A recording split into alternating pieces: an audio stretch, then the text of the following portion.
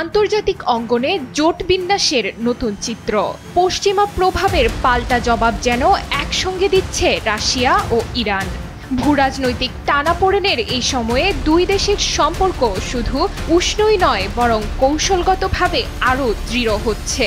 পারমাণবিক কর্মসূচি, সামরিক সহযোগিতা থেকে শুরু করে জ্বালানি খাতে বিলিয়ন ডলারের বিনিয়োগ সবকিছুই ইঙ্গিত দিচ্ছে মস্কো তেহরান জোট এখন অনেক বেশি সমন্বিত ও প্রভাবশালী।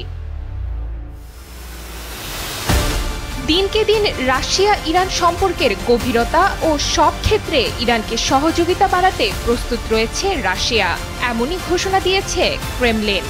সোমবার সাংবাদিকদের সঙ্গে আলাপকালে ক্রেমলিনের মুখপাত্র দিমিত্রি পেসকভ এই মন্তব্য করে বলে জানিয়েছে বার্তা সংস্থা রয়টার্স। পেসকভ বলেন, মস্কো ও তেহরানের মধ্যে সম্পর্ক অত্যন্ত গতিশীল এবং রাশিয়া ইরানকে গুরুত্বপূর্ণ অংশীদার হিসেবে দেখে। পারমাণবিক কর্মসূচি নিয়ে ইরানের ওপর ইউরোপীয় দেশগুলোর অতিরিক্ত চাপ পরিস্থিতিকে আরও জটিল করে তুলেছে। ইরানের পারমাণবিক স্থাপনায় যুক্তরাষ্ট্র ও ইসরায়েলের চালানো হামলারও নিন্দা জানিয়েছে রাশিয়া।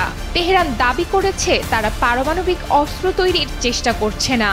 সম্প্রতি এই দুই দেশের শীর্ষ পর্যায়ের কূটনৈতিক যোগাযোগ বেড়েছে। রুশ প্রেসিডেন্ট ভ্লাদিমির পুতিনের বিশেষ দূতের সঙ্গে বৈঠক করেছেন ইরানের জাতীয় নিরাপত্তা পরিষদের সচিব আলী লারিজানি।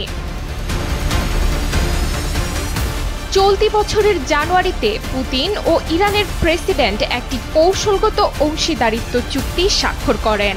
যদিও এতে পারস্পরিক প্রতিরক্ষার শর্ত নেই, তবে চুক্তিটি দুই দেশের ঘনিষ্ঠ রাজনৈতিক ও অর্থনৈতিক সম্পর্কের প্রমাণ। রাশিয়া বলছে তারা আন্তর্জাতিক আইন মেনেই ইরানকে সামরিক সরঞ্জাম সরবরাহ করে, আর তেহরান ইউক্রেন যুদ্ধের জন্য রাশিয়াকে ড্রোন দিয়ে সহযোগিতা করছে। এই গভীর সম্পর্ক শুধু কূটনৈতিক নয় বরং সামরিক ও জ্বালানি ভিত্তিক অংশীদারিত্বের দিক থেকেও বিশ্ব রাজনীতিতে এক নতুন মাত্রা যোগ করেছে। ডেস্ক রিপোর্ট, সময়ের আলো।